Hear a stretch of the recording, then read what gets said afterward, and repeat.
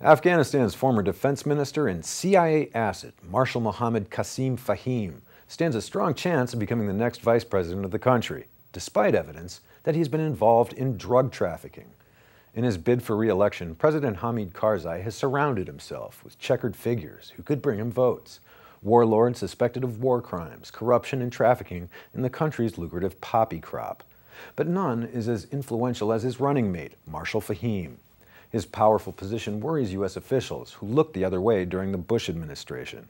If he did take office, the U.S. would probably consider imposing sanctions like refusing to issue him a travel visa. In 2001, when United States forces swept into Afghanistan to overthrow the Taliban, Marshal Fahim was a crucial ally as the military commander of the Northern Alliance.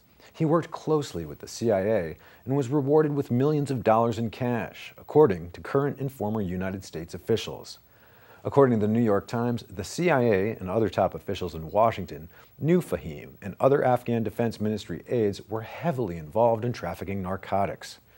Fahim is said to have had a cargo plane, which made flights north to transport heroin through Russia, later on returning laden with cash.